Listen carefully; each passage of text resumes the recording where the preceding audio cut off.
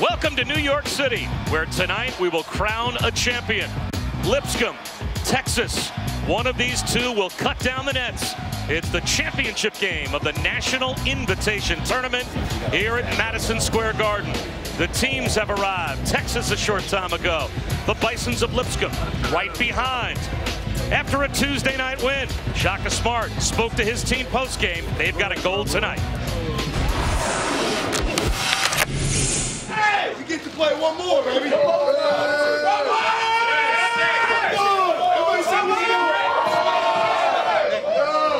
On Thursday, man. We want to win! All right, hey, we'll talk about our opponent later. All right, let's go win one more. Let's go win the championship. And that's what these two teams will have a chance to do tonight. Win a championship here at the Garden. Hi again, everyone. Bob Wischusen here with Fran Fraschilla. Brooke Rice-Broad will join us in just a moment.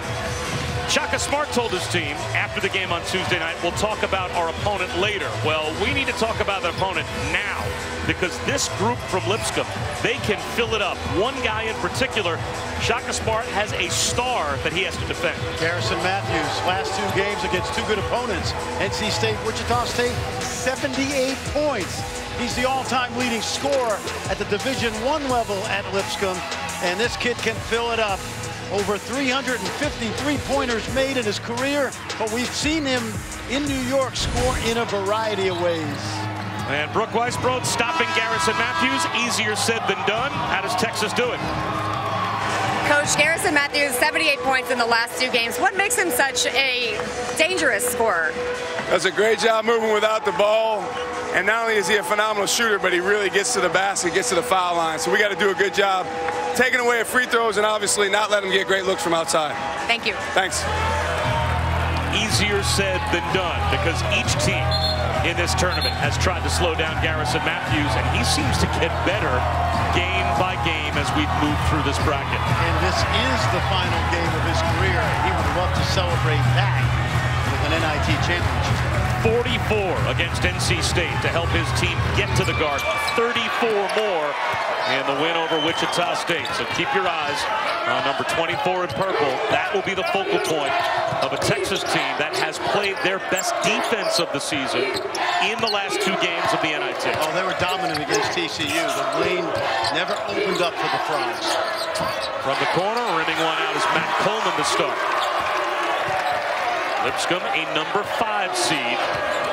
They made it to the Atlantic Sun championship game for the second year in a row. Lost to Liberty. You saw how good Liberty was. They went on to the NCAA tournament and won a game and represented the A-Sun awfully well, as Matthews is in and out on his first fadeaway. One guy we'll see quickly for Texas is Kerwin Roach, the senior, who has played great basketball in the NIT. But I love these young guards. They're growing up before our eyes. Ace Febris just a little too strong from three. Taps his own miss, though, past Jericho Sims and out of bounds. Kerwin Roach was suspended for the last 5 games of the regular season for a violation of team rules. Came back for the Big 12 championship in Kansas City and has played very well ever since, and played very complete games for Shaka Smart the last 2. And I think he's playing to redeem himself, Bob. He knows that he hurt this team in their chances to go to the NCAA tournament, and he's playing at a high level in the final games of his career. Rob Marbury, nice move to the left hand, smoothly done to get the Bisons on the board. And remember, we talked about this the other night. As good as Matthews is, that offense goes through Marbury because he's such a deft passer. Febris tries again, can't hit again.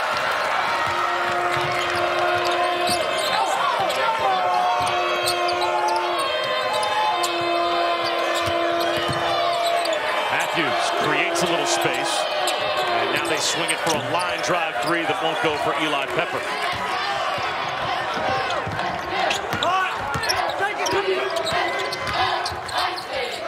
That floater way short for Rainey, saved by Matthews. You mentioned Texas's defense, outstanding the other night. They're going to have to be focused because this team moves the ball. Watch Marbury. He's watching.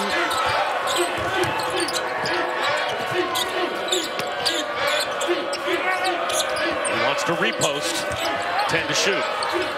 Again with the left hand. That one no good, as Sims defended him better and contested that shot. If he commands a double team tonight, Bob, that opens up the shooting on the outside. Good defense that time by Sims one-on-one.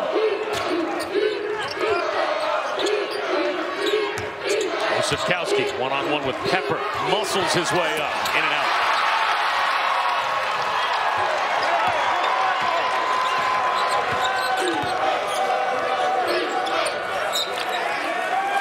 Matthews turns it over. Well, we've got experimental rules again in the NIT. So if you haven't watched the NIT so far this season, a couple of little curveballs to throw you. It is the FIBA three-point line. Still inside the NBA line, so it's the white line on the floor, but they're playing the NBA lane. One rule you like is the shot clock resetting to 20 rather than 30 after an offensive rebound. Exactly. It speeds the game up. There's no reason to reset it to 30 seconds. It's now the rule in FIBA and the NBA. Coleman is fouled on the drive, and also maybe the biggest rule in terms of the flow of the game. Rather than 17 fouls, shooting a 1-and-1 and having the bonus be getting to 17 fouls each half, it's 5 team fouls per 10-minute segment.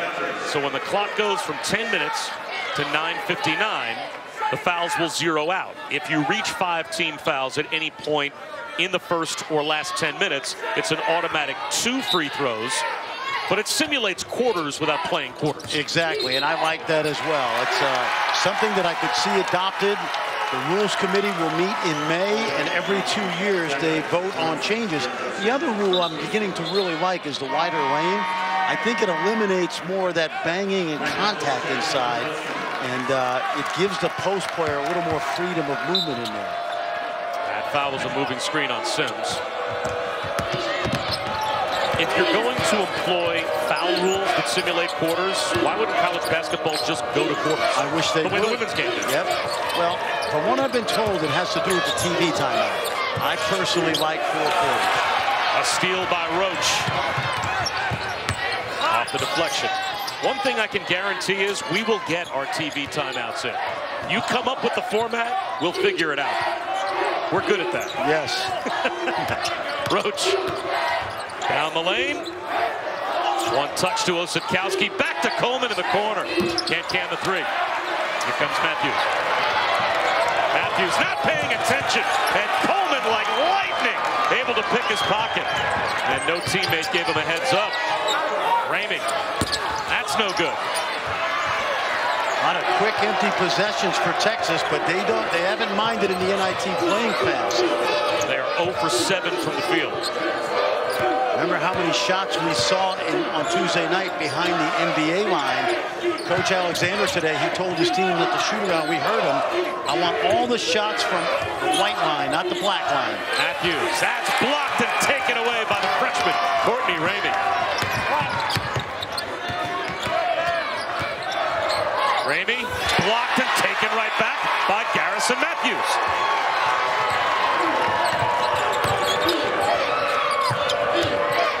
One-on-one with Sims, again with the left hand. That's the only 2 baskets we've had so far. Rob Marbury in the post.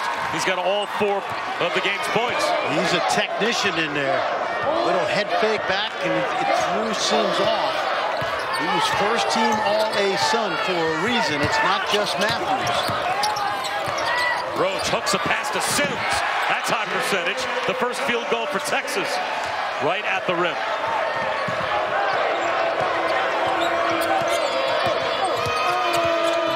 Crossover by Cooper. Lost it. Taken away by Roach. He's got Coleman with him. Roach forces one up in it. You could see the athleticism of Kerwin Roach. He had a really good senior season, minus the suspension at the end, but he gives this team energy. I would throw it back into the post.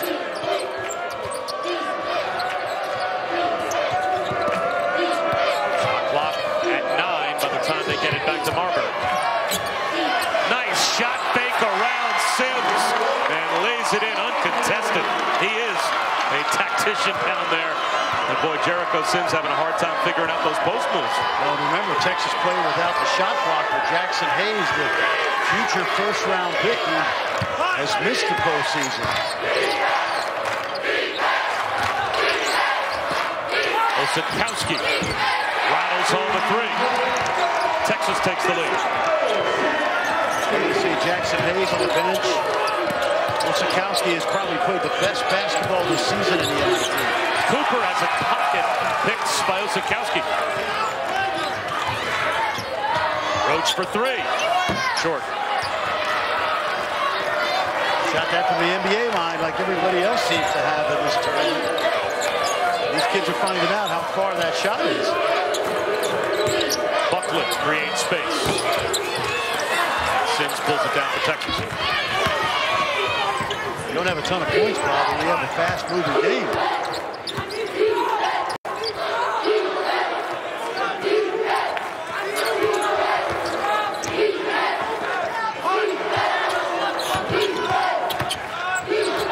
Lipscomb. He's got another triple.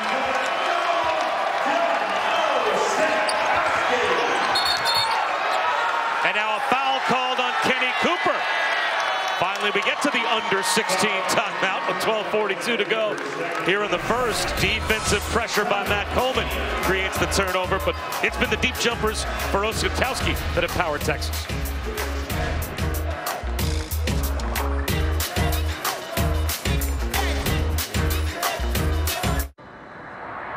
There's a community where innovation and service join forces to create leadership that lasts. Since 1891, Lipscomb has been centered on academic excellence and impacted the world through the lives of our students, faculty, staff, and alumni. Vital to Nashville and influencing the world, Lipscomb advances a model of leadership grounded in service and inspired by faith. This is Lipscomb. ESPN's exclusive presentation of the NIT is brought to you by Boost Mobile. Boost makes it easy to switch. Switching makes it easy to save. Welcome back to the Big Apple. Texas, with a couple of threes by Dylan Osakowski, have opened up a 4-point lead. Quiet start for Garrison Matthews as Lipscomb in the NIT championship game trails the Horns by 4. Bob Wischusen and Fran Fraschilla. And Brooke Weisbrod is with us as well. And Brooke, what happened in that last huddle? Well, Casey Alexander really upset with the energy and effort of his guys. He said, except for Rob Marbury, everyone right now just standing around, taking it way too casually.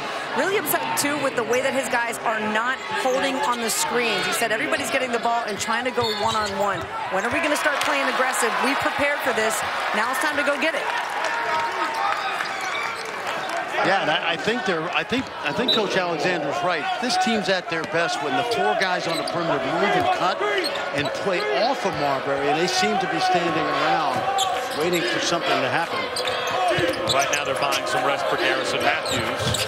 We will have another timeout once we go under 12 minutes here in the first half. Well, they do a great job, Bob. You saw Asajua there. They make a living getting the ball inside, and it really does set up the threes. Asajua was shaken free by Osakowski.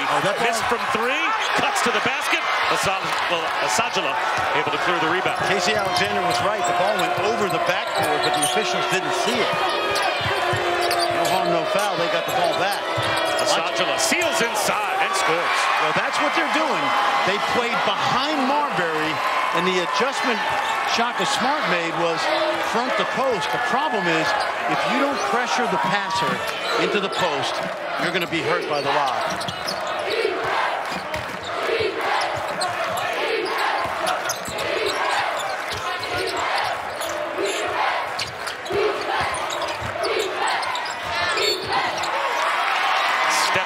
The sideline, something we have seen plenty of in this championship, as Kamaka Hepa stepped out of bounds for a Texas turnover. We are tied at 10, 11:26 to go here in the first half. It's the NIT championship at Madison Square Garden, just down the road from Radio City here in the Big Apple.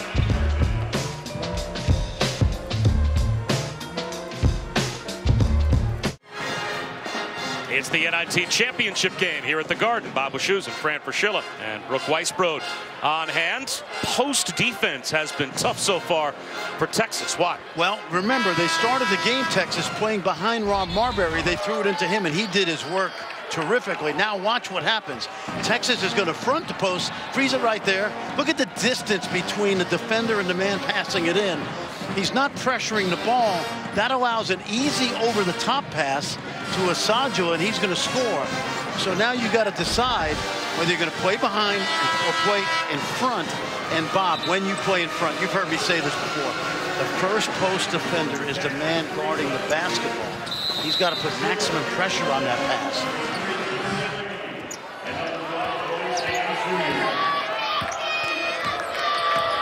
Garrison Matthews back in for Lipscomb. Now you see Ham is going to play behind. Sajala gives it up to Matthews. Yeah, and Asajo is not as good in there with his post moves as Marbury. Shot clock at 7. Nathan Moran, Aaron pass, miscommunication with Matthews. That's the 7th Bison's turnover. And this is kind of what we saw the other night from Texas against TCU, that really good perimeter pressure. Now they got to tighten up the post defense. Again, we haven't had many team fouls, only 2 for Lipscomb, 1 for Texas. But when the clock goes under 10 minutes, we'll see those fouls zero out. And we'll start fresh with a 5-foul limit in the last 10 minutes.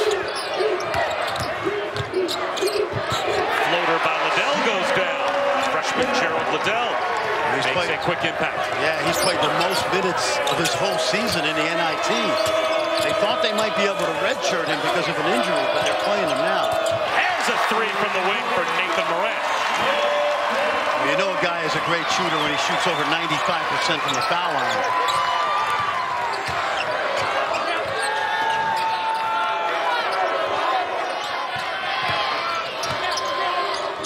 Rhodes to the corner. Liddell. He's got a 3. As the clock goes under 10 minutes to go in the half, you can see the fouls disappear. And we start fresh with a 5-foul limit in the second 10 minutes. Fouled shooting the 3. A little late whistle. Garrison Matthews will head to the free throw line to shoot 3 free throws. It's Ramey that got him on the elbow. Let's watch Ramey now. Mike Roberts, the official, really good view. Looks like he hits him on the elbow. He just can't do that. He's got to know better. He's played his whole freshman year. Here's the ASUN Player of the Year, a 3-time first team All-Atlantic Sun selection, and one of only 3 players to average 20-plus points over the last 3 years. He's a scoring machine. He really is. He's had an amazing career. As you see Marbury waiting to come back in, a terrific low post player.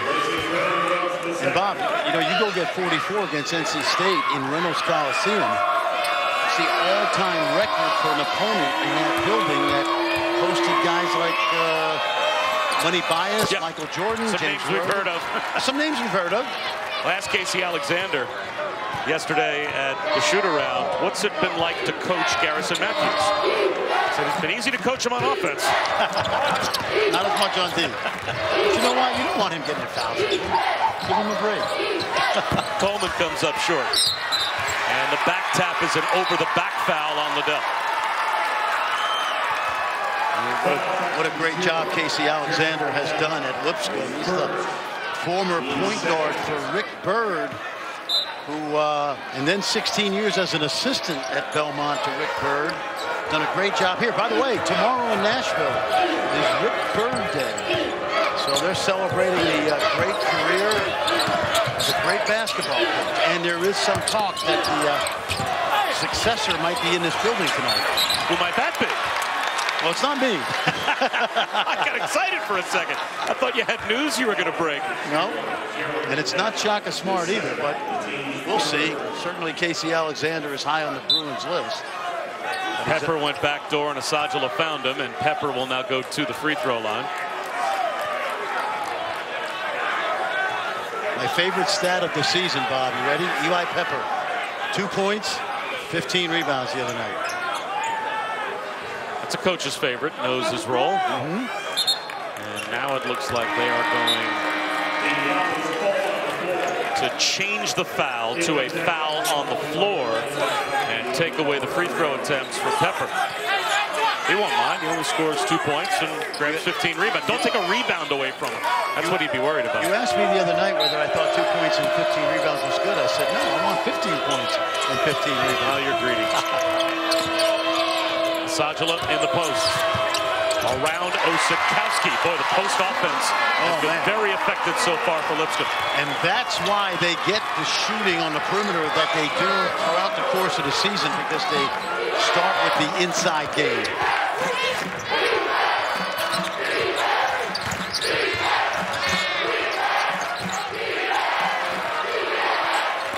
Osikowski knocked away to the corner. Driving and scoring is Jace Febres.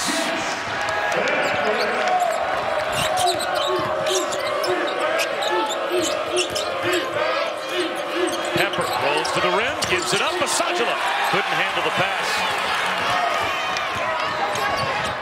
Erwin Roach wastes no time and should have maybe rethought his decision, as that one from the NBA line goes out of bounds, and you can catch every moment of the 2019 men's and women's NCAA Final Fours. For more information, visit ncaa.com, your home for all 90 NCAA championships.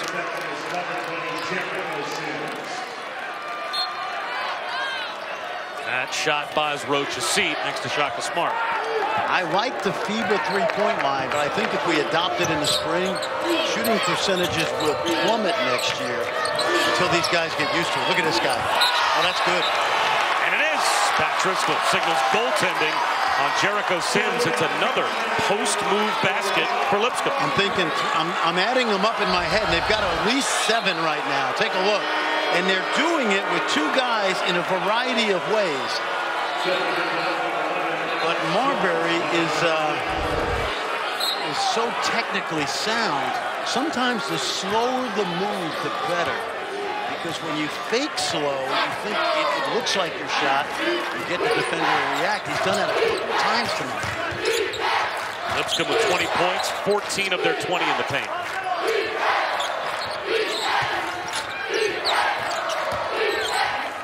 Febres hooks a pass to nowhere. This is Sims for the 4th Texas turnover. It's the NIT championship game here at the Garden.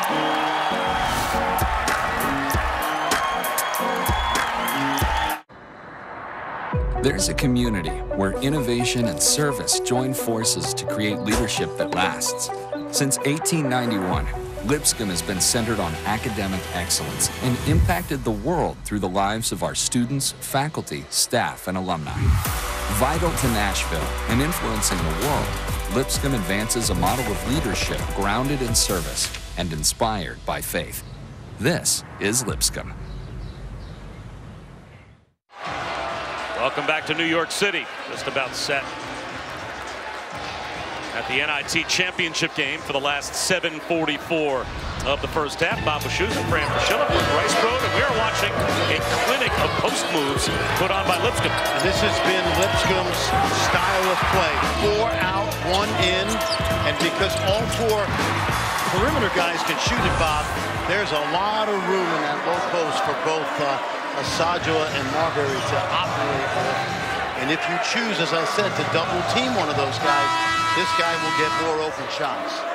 If I would have told you, though, that through the better part of the first 13 minutes of the game, Garrison Matthews wouldn't have a basket yet, how surprised would you be to see Lipscomb on top? I would not be that surprised, given the fact that they run that offense through the post all year anyway. But certainly, Texas has done a pretty good job as well. Off balance, Matthews. That wild one wouldn't go.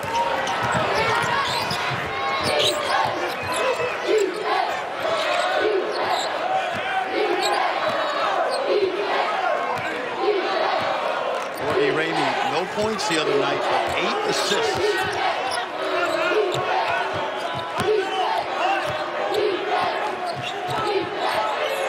Coleman with the shot clock winding down. Now it's Ramey, 3 to shoot.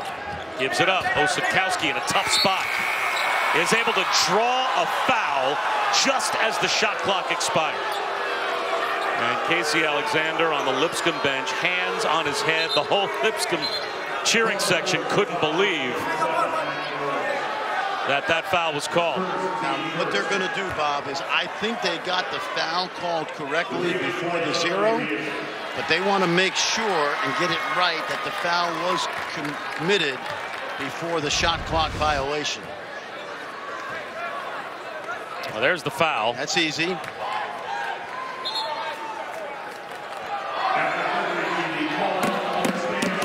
Yep, that's the right call. Clearly, you could still see a second displayed on the shot clock when Osetkowski was hit on the wrist. Right.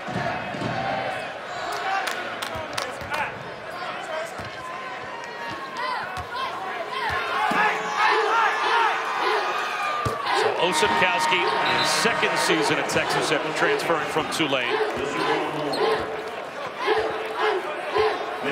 He has been money so far in the NIT, averaging over 15 points and close to 60% shooting in this tournament. He told us today at the shoot-around he's got some relatives from New Jersey who are here tonight. And I mentioned the other night his older brother Corey was a very good player at Columbia, playing for Kyle Smith. That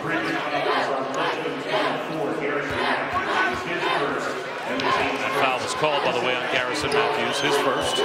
And this team will lose Osetkowski and Kerwin Roach, and we're expecting Jackson Hayes, but they've got some young, talented guards they're going to bring back next year. Yep, and I really like the way they've developed over the course of the end of the season.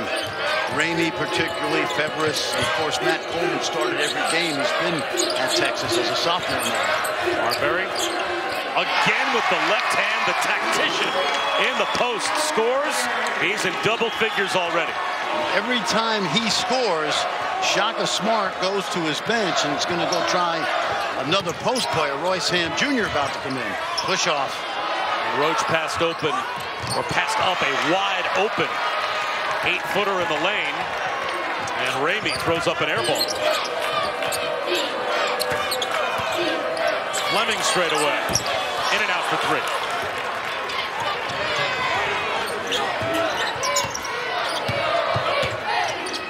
Roach floats one up to Jericho Sims. Nicely done by Kerwin Roach. When you come off that ball screen, slow down, take your time, and cause indecision.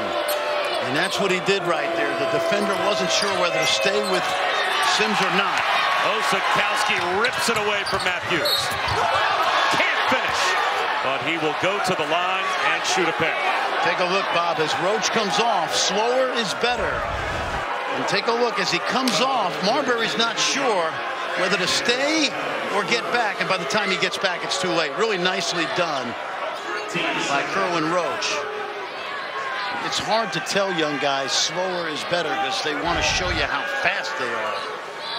But you got to have a thinking man's attitude about that play. Well, guys, Dylan doesn't usually show a whole lot of emotion, but just after missing that layup, he kind of sprinted off the court, talked to himself, was just really upset he didn't finish on that and one. And, friend, you know his journey beginning at Tulane, just a guy that has put in the work in the gym and just has such a mild-mannered spirit about him, but really upset with himself on that last play.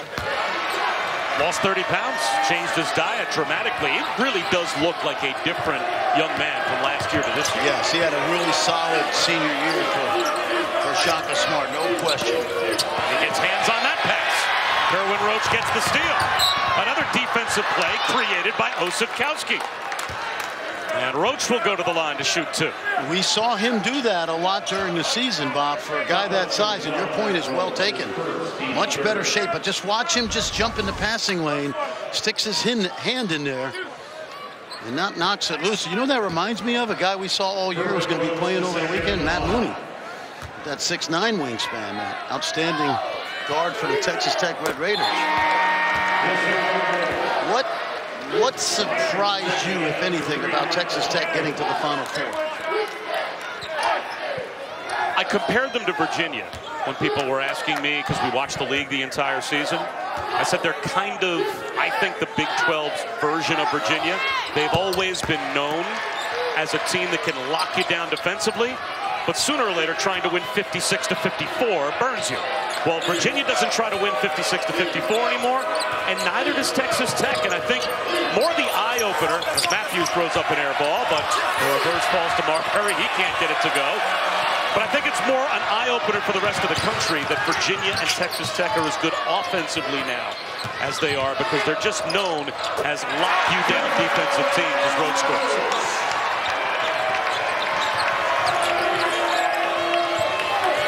It's a different Texas team when Kerwin Roach is locked in, that's for sure.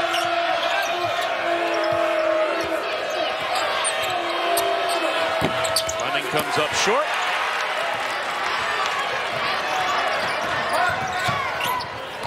Straightaway three for Ramey. That won't go. Offensive rebound, sticking it back up, and in is Royce Ham. And a timeout called by Lipscomb. It's a 10-0 Texas run. Step aside for 30 seconds. Come right back to the Garden.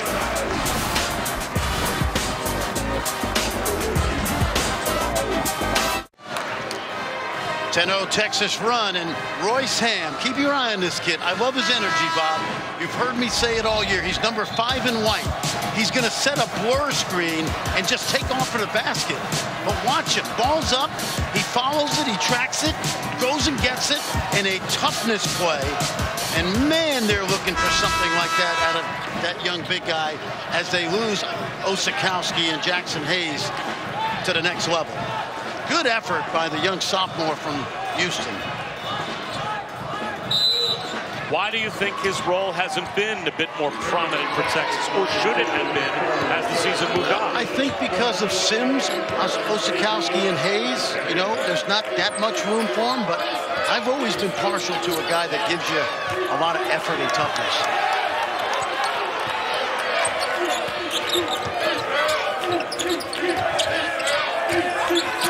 Marbury again in the post. This time they collapse on him and he gives it up to Cooper. 3 to shoot. Buckler doesn't realize it. Cooper, can he beat the timer? He does with a triple.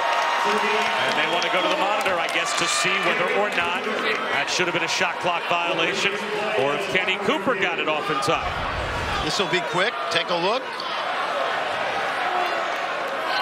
I don't think so. No. Should be able to tell right away. Still on his hand. Not going to count it. Yep, that should be a shot clock violation. And given that it's the NIT, that review should take 10 more seconds. And given that this is the officiating crew, this group, they're quick. This is a pit crew. Oh, yeah. They change the tires, they fill the gas tank up, and they're back on the floor pretty fast as we've got Mike Roberts and Pat Driscoll over at the monitor. I think they set a world record with their first trip to the monitor, lasted about 10 seconds, and they have already come away with a decision. Is there any reason to count this? I'm surprised they're taking this long. I thought it was clearly on his hand. There it is.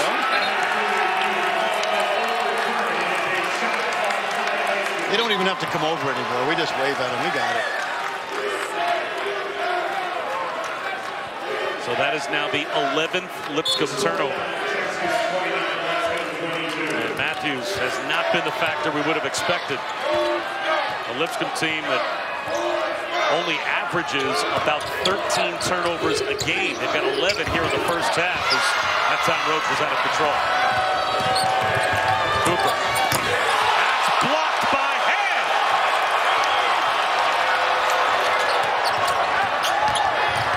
Coleman. That's rejected as well.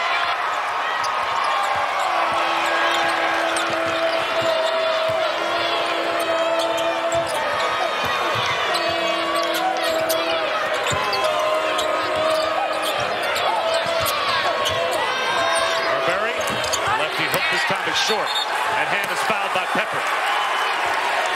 Energy plays for Royce Ham. He has made a big impact in the brief amount of time he's had for Texas here in the first half. Watch this block, man. You're not going to see a lot better than this. Hustle to the rim. Get it out of here. Ham sandwich.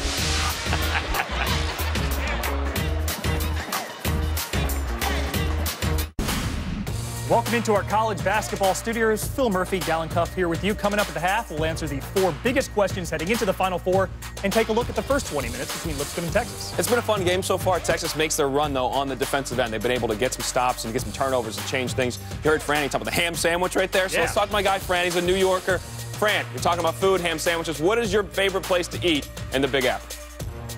Any pizza place. Any place where I can get a couple slices and a Coke. Usually a square and a slice. I'm good to go there, Dallin. No question about it. Pizza connoisseur. I went to Italy today on 23rd and 6th. Big Italian grocery store. It was a good time. Sounds like a great time. Good time was had by all. Me, one. Got a sandwich waiting for me, a cannoli. This game can't go fast enough. Foul called on Eli Pepper.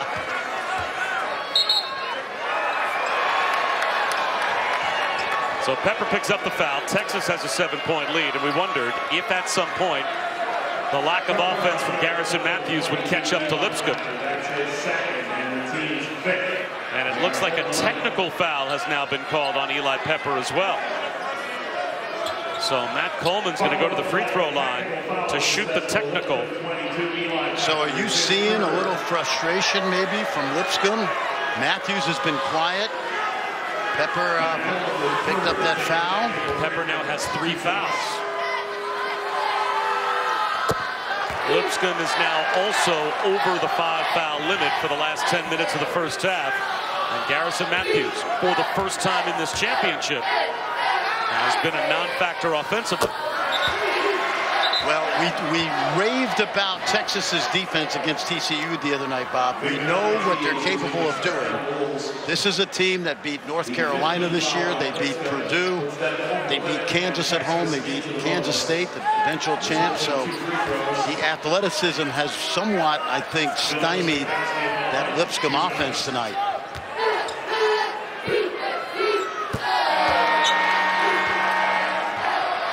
Double-digit lead now for the Horns, as Pepper with 3 fouls has to sit down.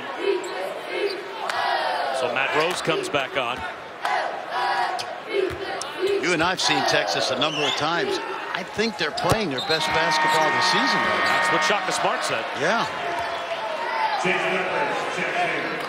He said their win against Colorado in the quarterfinals to get them to the Garden was their most complete game that he can remember in quite a while, as they won convincingly 68-55, and they locked up TCU defensively in the semis on Tuesday night. Now they've shut down Garrison Matthews so far tonight. It's double driven. Kerwin Roach gets the miss off the flip from Kenny Cooper. Roach falling down, gives it back to Cooper. Goes for 3. Short. Ramey has it.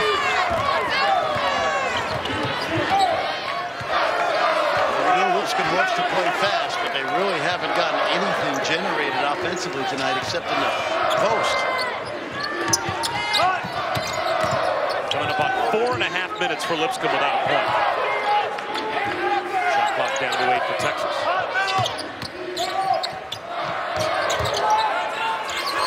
Evers fades away. That's an air ball. Tough shot. He shot an NBA 3. Again.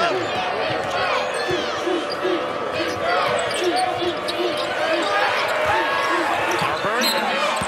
He will go to the line. He has been the offense for Lipscomb here in the first half. You know,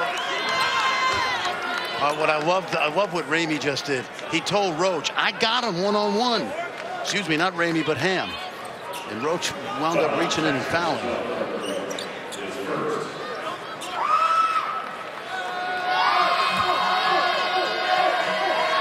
Marbury has 10. Lipscomb's 22. Make it 11. And once again, we'll have the NCAA Women's Final Four on ESPN2. Friday night, Baylor takes on Oregon in the first game at 7 Eastern. And then we renew an old rivalry between Notre Dame and UConn in game number 2 in Tampa. Both games streaming live on the ESPN app, so you can watch anywhere. A lot of interesting press conferences the last couple days. Muffin McGraw talking about women's basketball, equal rights, things. She made some great points. Gino talked about the other day that coaches are afraid of coaching their kids hard the way they used to. He doesn't have any problem doing that. It's worked for him. It was very thoughtful press conference the last few days. Lipscomb hits the three. Brooke?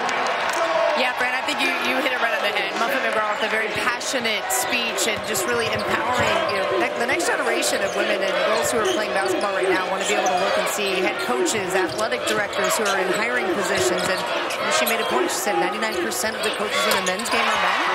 So why not try to have that same ratio on the women's side? And I just really love the fact that she's in a position of power and can hire more women on her staff and continue to grow the game. They're very highly underrepresented in women's college basketball, so I really appreciate her making that statement today. Buckland three, much needed. But a cut to the basket by Coleman. A nice little wraparound pass from Jillian Lipscomb to set up a layup. Rose with a ball fake. Too strong on the layup attempt. Really good job of Osakowski going vertical. They worked on that today at the shoot-around with Coach Darren Horn.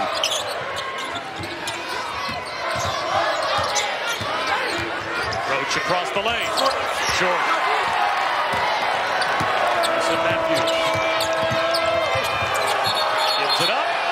An offensive foul is called. Matthews ran into Courtney Ramey. Ramey may have sold it just enough.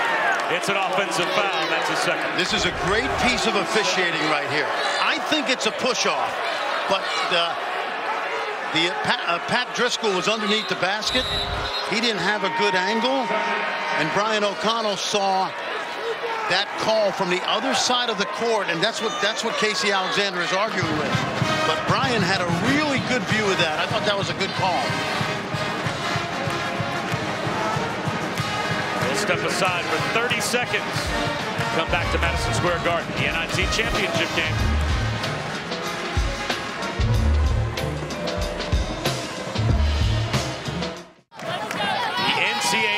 Final Four begins Saturday on CBS at 6 Eastern with Auburn and Virginia.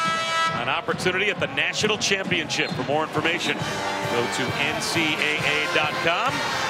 Bob Wischusen and Fran Fraschilla, Brooke Weisbrod back here at the Garden, the NIT championship game. I haven't gotten your picks yet for those two games. You got Texas Tech trying to stop the Izzo train. That's the late game, but a really interesting game early. It's basically for Auburn, can they just keep on filling it up from three and shoot their way to a championship game? They're definitely capable of doing it. Now, I'm sticking with Michigan State and Virginia only because I had them in the Final Four, and I have Virginia winning it. I think it would be an amazing story to come full circle from a loss to the 16th seed, Bob.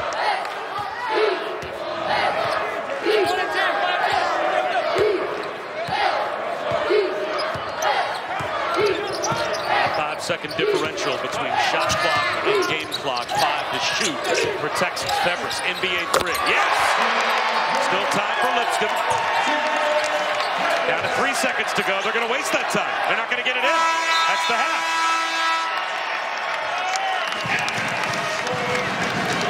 Texas ends the half on a 22-5 run. And hard to imagine that Casey Alexander has seen his Lipscomb team play a worse half in quite a while than they just played. Down by 14. Let's go to Brooke. Coach, a 22-5 run to end that first half. What was the key to the scoring there? Well, we finally started making some shots. We missed a bunch early. I thought we were getting some good looks from outside, but I told the guys if they're not falling, we got to get in the paint. Dylan really gave us a big lift. Obviously getting to the foul line and making some shots. And Garrison Matthews with just 3 first-half points. How has he been a non-factor? Courtney Ramey, he's done a great job on him, but Garrison Matthews is a 40-minute player, so we have to be a 40-minute team. He's going to come out firing in the second half. Great, thank you. Thank you. All right, Brooke, thanks very much. Time for the halftime report in the studio with Phil Murphy and Dallin Cuff. Welcome back to the NIT championship game. Just about set for the start of the second half. A 14-point lead for Texas over Lipscomb. Bob Wischusen and Fran Fraschilla taking a look at our first half stats brought to you by Buffalo Wild Wings. Texas has played lockdown defense really throughout this championship. but mostly these two games at Madison Square Garden, it seems like Shaka Smart's team has taken their defensive intensity to another level. I totally agree. They've been as good as we've seen all year. They've got the athleticism on the perimeter to do that, and they've done a great job, particularly on Garrison Matthews. Now, on offense, it's been Dylan Osikowski, who's been absolutely sensational. 16 points, 5 rebounds, knocking down 3 balls, by the way, from behind the NBA line. And this is what I love. He's a great passer in the low post. And, Bob, we've seen it during the year. He's got a way of getting his hands on passes, and it's been part of that dominating defense as well.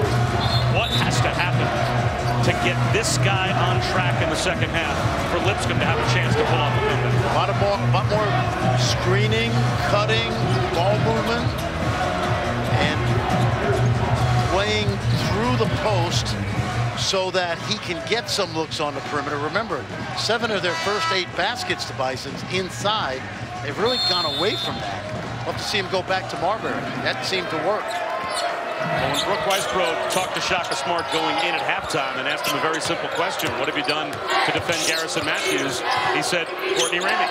So we'll see if number 3 just stays attached to Garrison Matthews regardless of where the ball is. And right there, he is in his grill, not giving him any daylight with the shot clock under 10. Buckland. Wild hook shot won't go, and Osikowski clears it. Texas played 4-on-4 that time, and they let Ramey just guard Matthews without any help responsibility.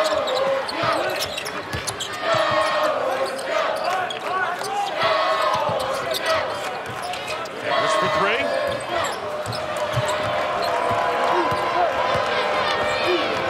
Kenny Cooper goes at Osikowski. And Osikowski does a good job of not fouling and forcing a tough miss. You like that because that's what they emphasize today. They know that Lipscomb is an attacking team, especially Cooper. And they spent 10 minutes working on playing vertical in there. Good job. A little double team now by Lipscomb on Osikowski. That'll open up the perimeter. The extra pass in and out for Ramey. I don't mind that if I'm Casey Alexander because Texas has not consistently made that deep ball all season. When they do, they're tough to guard.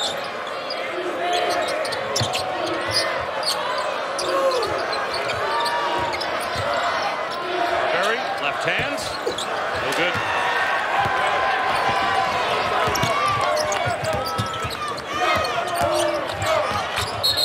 Coleman turned it over.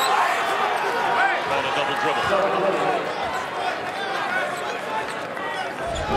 Watch this, Bob. You see Courtney Ramey, he's pretty much attached to Matthews like Velcro.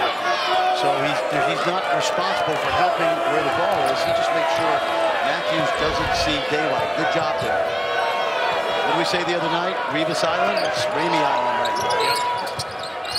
Back towards Buckland. And laying it in is Kenny Cooper. We've talked about the post offense for Lipscomb. How good Marbury has been. At times aside how good he has been. But it seems like from Shaka Smart's standpoint, as Coleman can't connect from 3.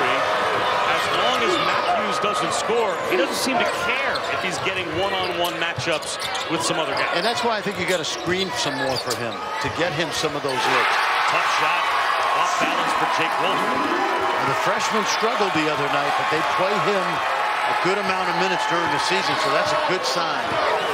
He'll be a good player for the Bisons in his career.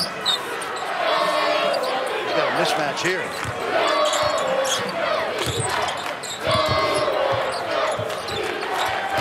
Sims can't connect. Lipscomb has a chance to get it back to single digits. Matthews doesn't wait. Won't go. Well, that time they did get him open somewhat, but still a challenge shot, but it came off of the inside pass. Just missing the bank attempt for Sims. A little too far away to try and dunk the lob. And a lob at the other end for Lipscomb, again broken up by Osikowski, who makes another good defensive play. And on the other end, Bob Sims has got to make that shot. That's a good play right there. Jericho's got to finish that. Just go up and dunk it or Just can't miss a point-blank layup like that.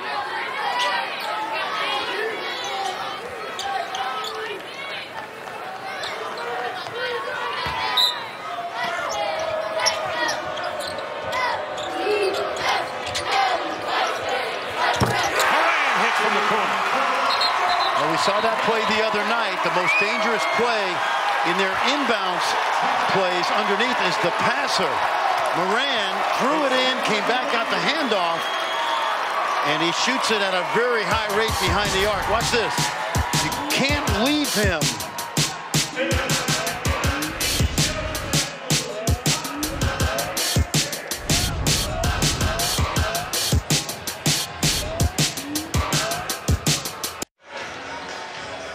It's the NIT championship game. Lipscomb with a 7-0 run to start off the second half has cut the Texas lead to 7. Now, the first and only previous NIT championship game appearance for Texas was back in '78. They took on an NC State team. That was a tough out, and they were able to win it 101-93. As far as Lipscomb is concerned, well, they reached the NIT championship game here, but it's the legendary '86 squad that played the only other men's basketball championship final in school history. They weren't even a Division I team at that point. 1986, the Bisons won the NAIA National Championship. So these are two teams that have not been in this spot often, and playing for a national championship. That's right. The Atlantic Sun especially looking for a Division I national championship, as Peppers can't hit from the corner. Another stop for Lipscomb and a chance to draw closer.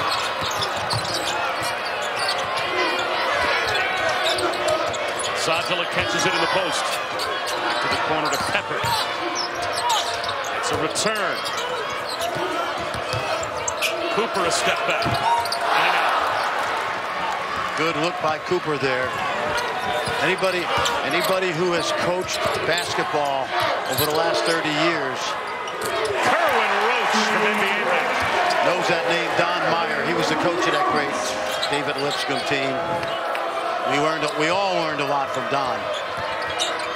Here's Garrison Matthews still looking for his first field goal. Wow. He forces one. He's now 0 for 6 from the field, hoping for a foul call. Yeah, he's trying to get something going, and he's forcing it a little bit, Bob. That's a tough pass to handle. And a foul will be called on Texas. 15:21 to go in the NIT championship game here at the Garden.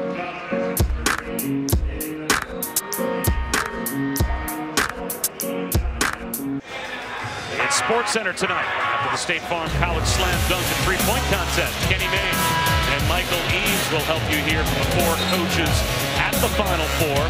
The players preparing in Minneapolis. Plus, at the top of the East, inside the Bucks and Sixers face-off in Philadelphia. And the best dunks of the college basketball season. Over/under on Zion appearances 6.5. Sports Center at 11 Eastern on ESPN and the ESPN app. Bob Wischusen and Fran Fraschilla here with Brooke Weisbrod. And Brooke, listening to that last huddle? Yes, well, first of all, 9 on the over/under for Zion dunks in the top 10. But Casey Alexander talking about his guys offensively. He said, guys, we're playing good, but that's just a moment. We have to come out of these timeouts aggressive. Let's push the ball and get the shots that we want. We don't have many possessions left in our season. Defensively, let's have some more pride. We don't let the Texas guys drive on us. Keep them out of the paint. Good hard cutting by Lipscomb right there. You saw a difference. That time Ramey fouled Matthews. Yep. A noticeable difference in terms of the speed of their cuts, trying to get themselves open. They run a motion offense. 4 out around 1.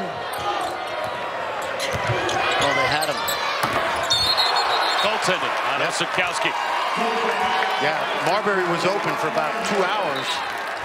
Take a look. He's just waiting for the ball. By the time he gets it, Osikowski comes a little too late. 14 now for Rob Marbury. And that puts him at 1,470 points for his college career to go along with over 500 rebounds. How about this team, Bob? They came into tonight 8,888 points. As a team, most of anybody in Division I basketball. Marbury takes it away from Roach. Lead at 8 in the NIT championship game. Matthews still without a field goal. 7 from the field. There's only 3 points, 3 free throws in the first half when he was fouled, shooting a triple. Liddell blocked. He recovers as Eli Pepper got the rejection. Second effort, and Liddell scores. Pepper, no, NBA way short. Yep, NBA 3. Stepping on the end line is Marbury. Well, let's go back to Liddell, because this kid, Bob, he played 28 minutes all season. And since the NIT, he's been near 60 minutes in 5 games. Showing you a little bit of athleticism in both halves tonight. 28 minutes in 32 games. That time he lost it. Was there a plan to redshirt Gerald Liddell? I mean, we at ESPN had him as a top 50 recruit. We had him as number 47 on our ESPN 100. So a very highly thought of player. And normally when you have a player that highly thought of who doesn't play the whole season, you wonder if they just put the red shirt on him and give him another year of eligibility. Yeah, and I think what happened was he was hurt early and they thought they could redshirt him, but it turned out they weren't able to, so they've given him more minutes, and I think this is going to help his confidence going into the postseason. Good slip. Murray rolls to the goal. Foul called on the floor on the cut. Well, they have a very solid recruiting class coming in at Texas. And when you look at the young guards, Ham, Liddell, Jericho Sims, it's a pretty good nucleus. Anytime that ball is deflected by the defense, either team can go into the backcourt and get it. If there's any kind of double contact. He spins and picks up his dribble. 5 to shoot. Moran floats one. Won't go. Osipkowski the rebound.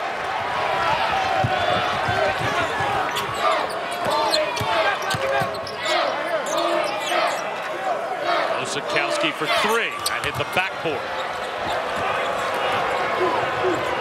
For Lipscomb, they can't rely on Matthews tonight, so they've got to continue to keep moving the ball. And Coach Alexander told us today we need more guys scoring. That 3 comes up short for Kenny Cooper. I don't know if you felt this way, but he felt the other night they stood around and watched him score, and he felt that stagnated. So it's got to be a bad feeling right now for this team, knowing that their leading scorer is kind of stuck on 3.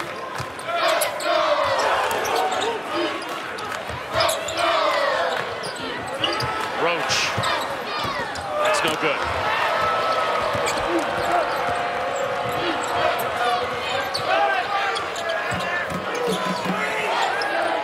There's a 3 and rattles home.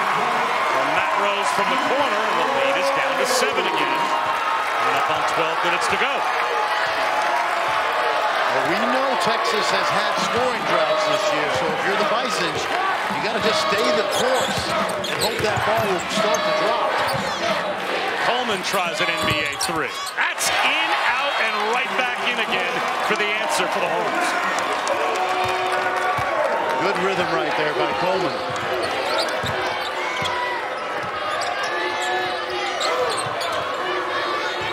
Marbury again at Osipkowski. Spins baseline this time. Nothing but net. Tough move, really tough move by the young man from Nashville who started his career at Western Kentucky.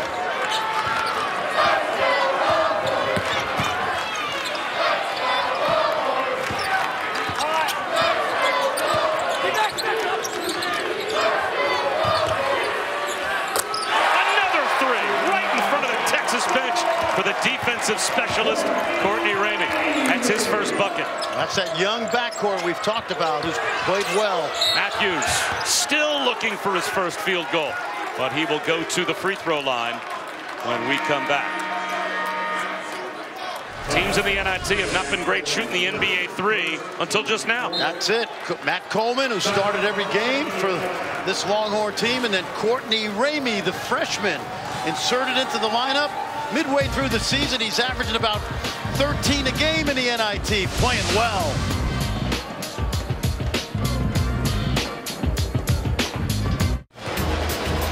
our game, we'll have the 31st annual State Farm College Slam Dunk and Three-Point Championship at the Target Center in Minneapolis. Catch it tonight, 9 Eastern on ESPN, also streaming live on the ESPN app. There's Fonz, LaFonso Ellis, spending some time with Josh Perkins of Gonzaga. He will be part of the men's three-point championship and the women's three-point championship and the slam dunk, part of a really fun night at the Final Four, and we'll have it for you as soon as we're done here at the NIT championship game. I want to watch Fletcher McGee from Wofford and Corey Davis Jr. from Houston. Both of those guys had outstanding NCAA tournaments. B.J. Taylor as well. What a great run by Johnny Dawkins' team. And, of course, Mike Dahm went over 3,000 points, Bob. They ended their career in Austin against Texas, but Mike had a magnificent career. That'll be a fun shootout. Harrison Matthews back at the line. He's got 4 points total, all at the free throw line. And his mom has not seen this happen often. Her son, without a field goal, 3/4 of the way through the game. And he's got 5 total. And that free throw makes this a 9-point Texas advantage coming up on 11 minutes to go. Well, guys, Garrison Matthews had some serious support. His high school teammates from Franklin High School and really friends from all the way back in 6th grade got up at 1 o'clock in the morning today, packed into a car, drove straight here to support Garrison. So he's got some friends from a long time ago. We'll see if Matthews can heat it up. Just over 10 minutes left. He's going to have to heat it up to answer the shooting of Texas, because now Kerwin Roach knocks down a 3, and all of a sudden the threes are falling for the Horns. Back to a double-digit lead, as this time Ramey holds Matthews before he can get a shot off. That's been a really good matchup. They ran by us on the other end of the court. A little friendly chit-chat between them, and you saw how aggressive Matthews was. He took it right at Ramey. Doesn't have a field goal, right? That's Ramey's 3rd.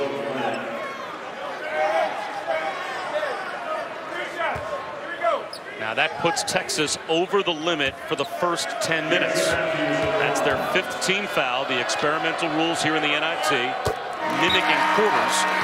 It's 5 team fouls till the double bonus each 10 minutes. When the clock goes under 10 minutes, the fouls will zero out. Lipscomb hasn't committed a foul yet in the second half, so. Let me remind you, just 2 nights ago, they trailed by 11 with 8 minutes to go before going on that 21-3 run. So this is a team that has the most road wins of anybody in college basketball this year, 14. Used to being away from home.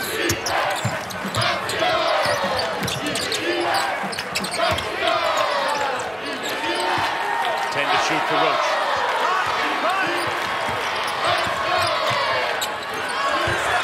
Ham underneath.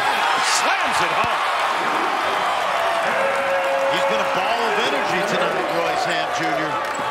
Certainly had an impact on both ends for the Longhorns.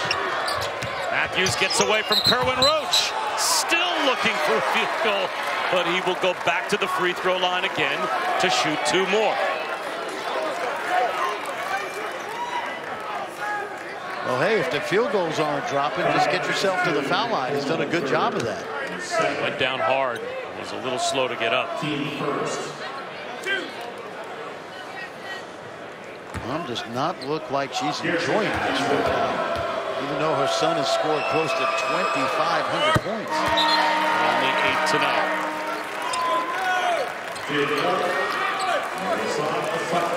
Each team is 10 for 10 at the free throw line. No experimental rule next year, moving the foul line back. We don't need that. It's right where it needs to be. Dr. Naismith would be happy with it. Garrison Matthews is now 9 for 9 at the free throw line. Still a 10-point Texas lead, under 10 minutes to go. You can see just as soon as the fouls zeroed out, Matt Coleman picked up Texas's first in the last 10 minutes. Royce Ham. Nice catch with Liddell. 8 to shoot. Ham hangs. Can't bank it home. Thought he got grabbed on the arm. He didn't see it. Shot the smart one of it. Buckland rolls one to Asajala. His reverse rolls off the rim.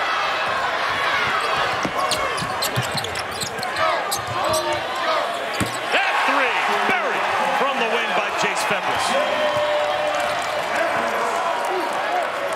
this is a recurring theme of when Texas played really well this year. They knocked down the 3-ball. Asajala once again can't get it to go, but an offensive rebound for Jake Wolf. He'll drive it and go to the free throw line. When this Texas team beat North Carolina in Las Vegas early in the year, they made 14 threes, and they haven't done it consistently enough all season. But when they do, Bob, combined with that defense, they are a really good basketball team.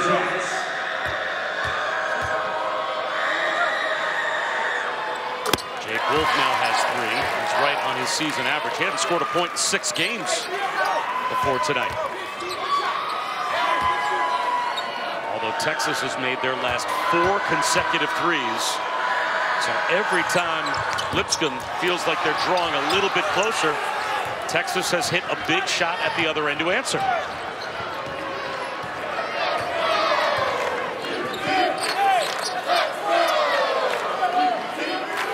Good sign for Texas. Ham and Liddell played a lot of minutes in this championship game.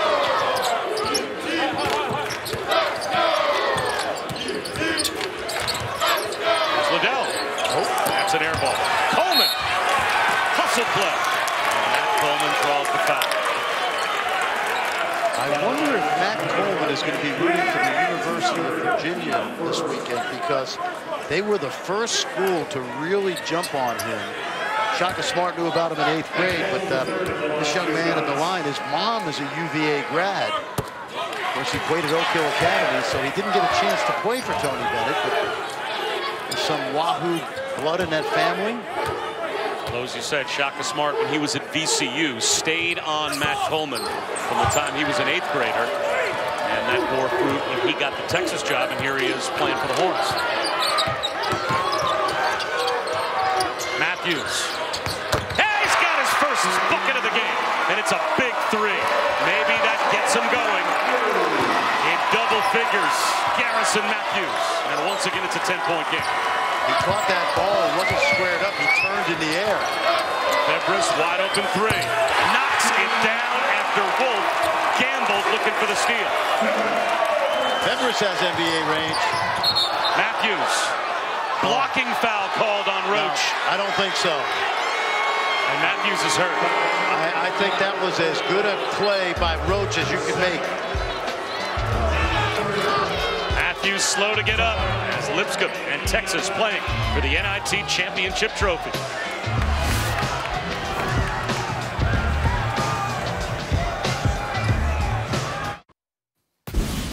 Coming up after our NIT final, the State Farm College Slam Dunk and 3-point championships. Bob, Franny, it's a stacked field. Should be a lot of fun in Minneapolis. It will be a lot of fun. I think the college kids shoot the threes and the dunk contest. I actually even enjoy that more than the pros. Yeah, and I love the women shooting. Sophie Cunningham's in that bad boy. The former Missouri Tiger star who had a great career. She was one of those players, if you coached her, you loved her, and if you coached against her, you didn't love her. But as someone who's coached some highly volatile guys in my career, I enjoyed her intensity. Garrison Matthews back on the floor as he walks off the Lipscomb bench with a limp. As he barreled into Kerwin Roach that last trip up the floor. Got the benefit of the doubt on the blocking call. And now a 13-point lead for Texas. Under 8 minutes to go. In and out for 3 as Morant couldn't hit. That's tough when you run a play for a great shooter and then ball goes halfway down. Just the luck of the draw, the basketball gods. On the other hand, Texas, Bob, red hot behind that line in the second half.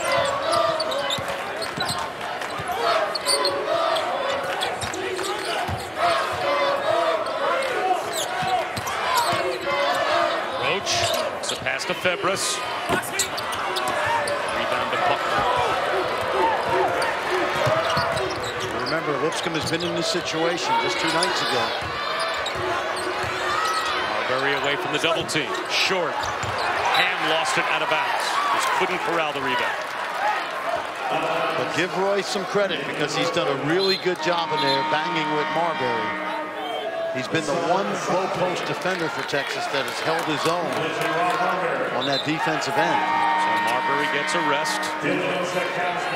Marbury still has not committed a foul. Hassan Asajala returns for Lipscomb. I don't know how you feel, but Asawad has a nice back cut. And Matthews has his second bucket of the game. Sneaky. And a chance for a three-point play. Sneaky, because he's such a good shooter, they thought he was going to come off a screen to the corner, but he back cut at the last second. Obviously something they've done that quite a bit. Just good basketball acumen right here. Sometimes you use the pressure of the defense against them. They don't want him catching that three ball, so he back cut. And Texas already out of fouls to give. They've committed 4 fouls of the 5 you're allowed in each 10-minute segment already. We've been talking all night about Garrison Matthews not being a factor. He's got 15 now. Oh, yeah. Yeah, you knew that was going to happen. 10 of 10 at the line.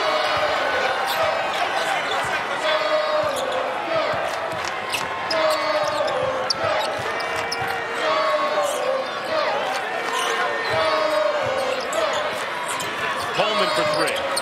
Knocks down another for Texas. Not much you can do there. They double team the post. And that led to that open shot. That's a rhythm shot for Coleman. Horns have now made 11 threes, and there's a block by Liddell. I'm happy for that kid, Bob. Think about that. 28 minutes in 32 games. He was in witness protection for a lot of the year. They discovered where he was and stuck him back in the lineup. Change his identity, I think. Play like Paul George right now. Moran looking for room. Marbury in the post. Fouled by Osakowski. The second on Dylan Osakowski.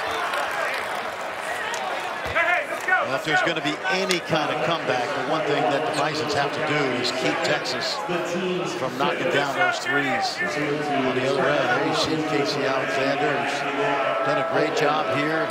I know there's going to be interest from Belmont because he worked for Rick Berg, Hall of Fame coach. But he can, no offense to Belmont because it's a great program, but if I were some bigger schools, I think we'll get him as well. What's going on with Jamie Dixon? Is he headed to UCLA? That's a big question right now.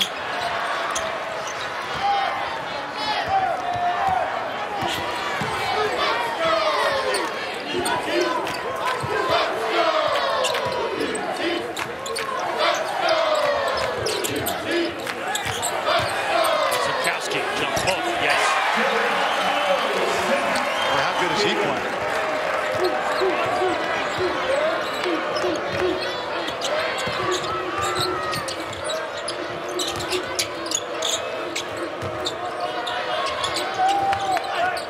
Matthews, a long run to have his shot blocked by Kerwin Roach. Clean blocks as Brian O'Connor.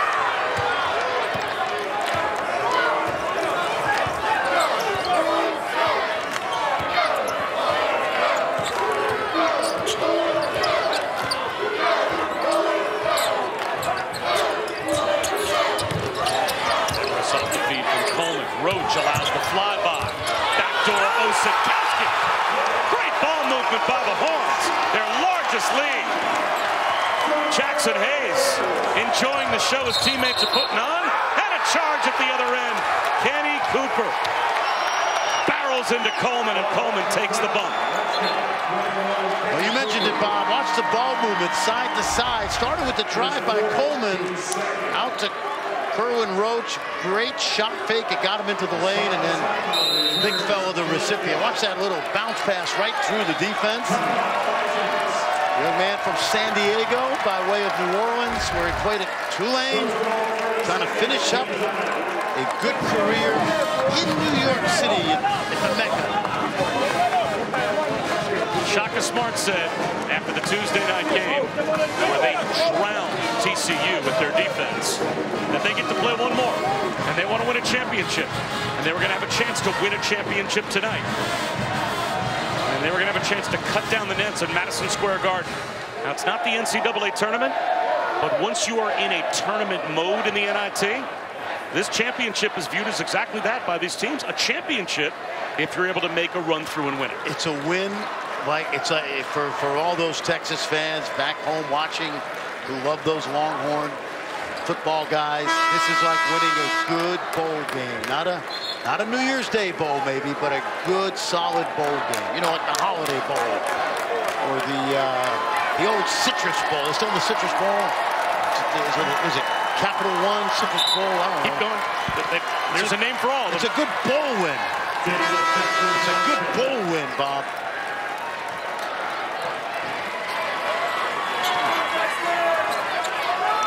It's not the Bluebonnet Bowl. They still have that?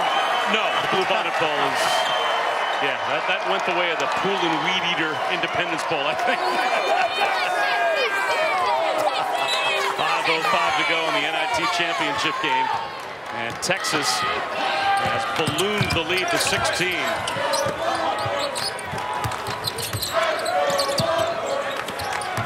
Down the lane, Febres. Score the basket plus the foul. Good ball movement right there. Excellent cutting. Osikowski was playing traffic cop, waving that ball around like Wilt Chamberlain. And finally, Febres was the one guy at the end. Watch him. Back cut. That finishes off a really good sequence of cutting by those Texas Longhorns.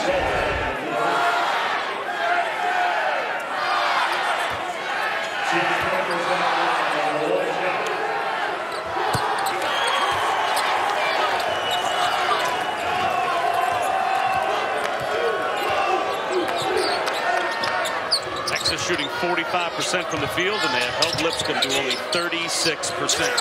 And that's another three that misses from deep for Buckland, saved by the Horns. I'm not sure Liddell didn't get a little piece of that as well on the foul ball, that is. Febres. Wow. Red hot shooting in the second half for Texas. They've now made 13 threes. Sajala around Osikowski with a flip. I like him. He's a freshman. He is going to be a hard matchup in the A-Sun. He can play. I'm watching him. He can play in the Big 12 that kid. Freshman? Are you kidding me? Foul called on Moran. You don't want to give him any ideas. He's very comfortable. He's a good player.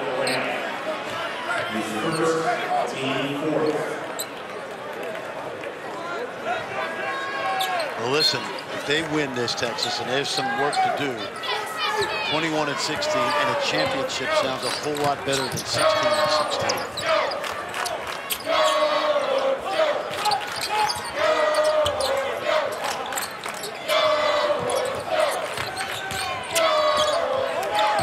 Going to Febres in the corner. That one was just about down.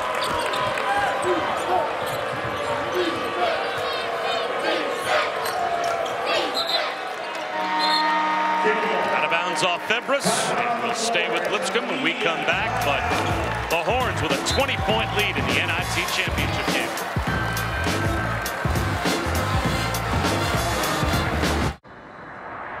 There's a community where innovation and service join forces to create leadership that lasts. Since 1891, Lipscomb has been centered on academic excellence and impacted the world through the lives of our students, faculty, staff, and alumni. Vital to Nashville and influencing the world, Lipscomb advances a model of leadership grounded in service and inspired by faith. This is Lipscomb.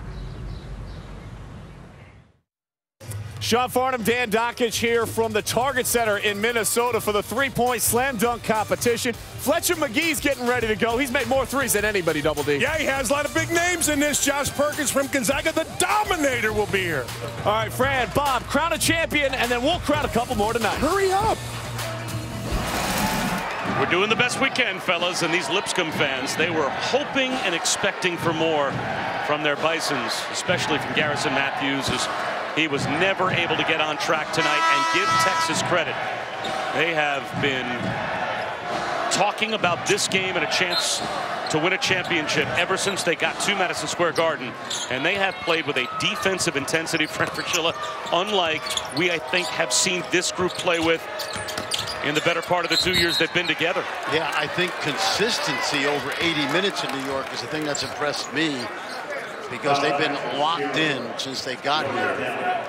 And Garrison Matthews right now may be wishing he's in a three-point contest. But quite frankly, when you have 15 points against a good Texas team, and that's considered not playing well, it tells you you're a heck of a player. And he has been throughout the course of his great career. Was not heavily recruited, was a good football player in high school. And what did Casey Alexander say the other day? He mentioned a couple of schools. He mentioned Lees-McRae. Lees-McRae, USC Upstate, UMass Lowell, and Lipscomb. Those were the 4 schools that were after Garrison Matthews. And this is a young man that's probably going to get a look in some NBA camps just based on how he can shoot it and how he can shoot the contested 3 as well. Now, what did you think when, what did you ask him when you said when he said Lees-McRae? You said? I said, who's Lees-McRae? And can we meet him? And wonder where he fell short. Sounds like a country music singer, but which should be a nice name for a country music band, by the way. But they're a Division II school in Tennessee. Osipkowski. Look at Liddell go up and get an offensive rebound, but a reset for Texas. Well, he's got to really feel like $1 million. I traveled. Announcer Jinx, perfectly executed by both you and I. Shuffled that feet. So Liddell will sit down as Courtney Ramey comes back in.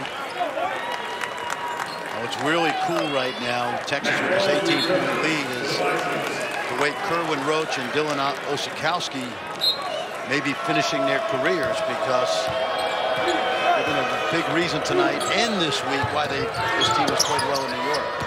Roach all over Garrison Matthews. He has not had any breathing room tonight. And here's Roach ahead of the field.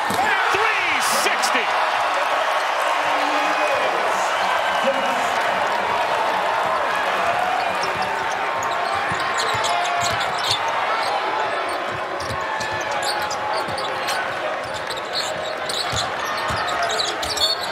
Sajala is fouled. Boy, Kerwin Roach trying to cap his Texas career with a championship. And how about this highlight? Exclamation point. You know what I love about this? Texas's bench since today at the shoot-around, when we were watching them, Bob, was absolutely ecstatic about playing tonight. They have been into this game from the very start. And Jackson Hayes has kind of been the ringleader over there. Garrison Matthews shaken up on that last trip down the floor for Texas again. And again, he limps back over to the Lipscomb huddle. There's a young man that will play in Madison Square Garden next season. The question is he going to be in the Wounded Warrior Classic with his Texas Longhorn teammates? Will he be in the NBA? Nothing's been decided yet. He'll get his chance next season to play on this court. After being injured in the Big 12 tournament, kid's got a load of potential. Most people know the story. 1 point a game as a high school junior. He grew. He grew some more. Grew a lot. He grew a lot. And Jackson Hayes eventually became the Big 12 Freshman of the Year. Second team All Big 12. All Big 12 defensive team. But in the Big 12 championship, a left knee bone bruise knocked him out for the rest of the Big 12 tournament and this NIT championship as well. He has watched his teammates put on a heck of a show and a terrific run to get to the Garden and dominate play in their 2 games here at MSG. Roach from the corner. A back tap by Febres, but right to Asante.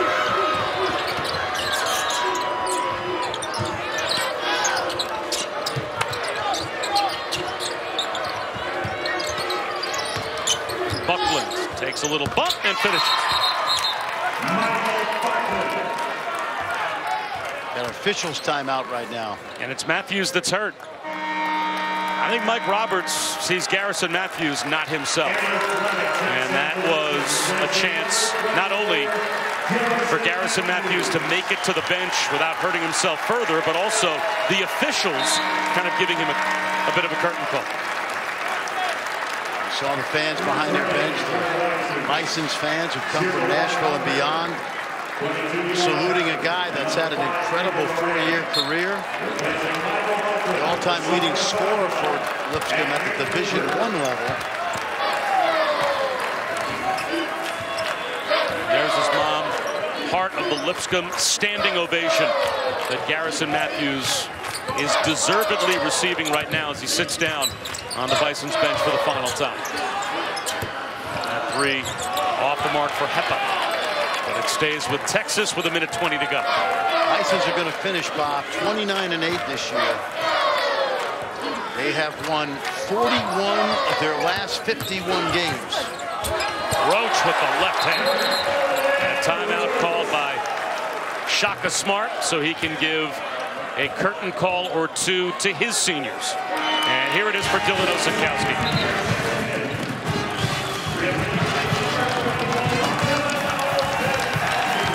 So Osakowski to the bench for the final time as a Longhorn. And also going to the bench for the final time as a Longhorn and now an NIT champion, Kerwin Roach.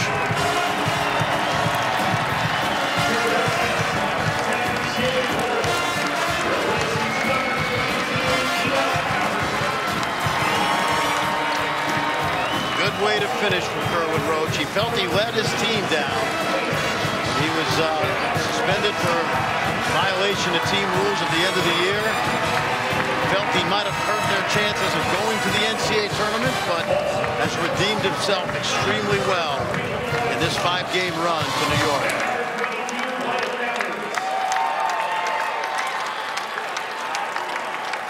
Curtain calls on both benches. A happy group of curtain calls for Texas and bittersweet for Lipscomb.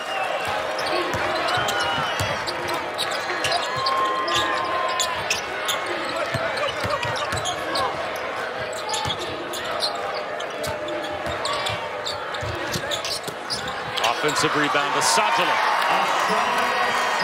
He's impressive. Redshirt freshman.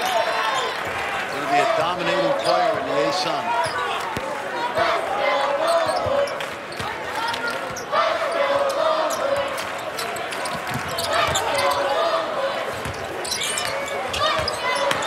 Sajala gets a takeaway down to 30 seconds to go in the NIT championship game. So it will be Texas that will get to cut down the nets here at Madison Square Garden. They have embraced this opportunity, and there's a big smile on the face. At least there was a moment ago of Shaka Smart, as he's out near midcourt still coaching his team down to the last 10 seconds.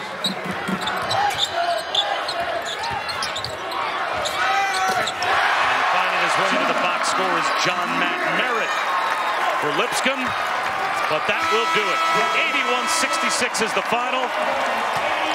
Texas, the champions of the NIT.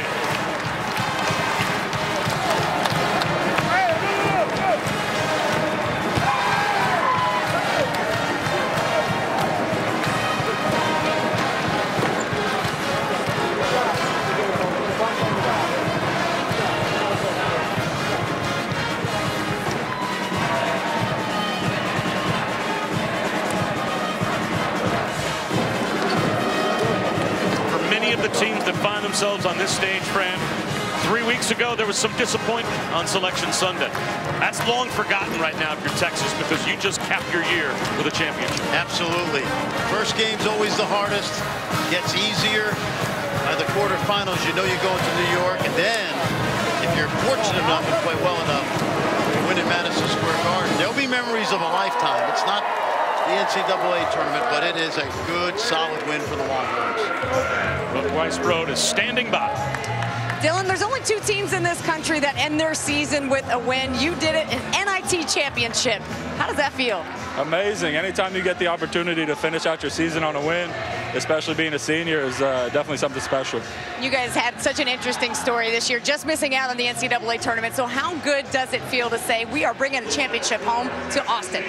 Absolutely. You can feel some type of way, a little bit deflated when you're watching Selection Sunday and your name's not called, but we finished out the season strong. We did what we wanted to do, and I think we can all say we're happy being champions.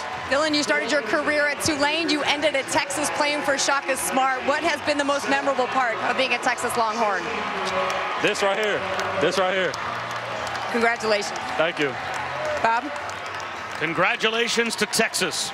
They win it going away and have a very impressive run, especially how they played here at Madison Square Garden with a semifinal win, 58-44 over TCU, and just as convincing over Lipscomb, 81-66 in the title game. So Texas, the 2019 NIT champions, and they will cut down the nets here at the Garden. It's been a great year of college basketball. Thanks for joining us.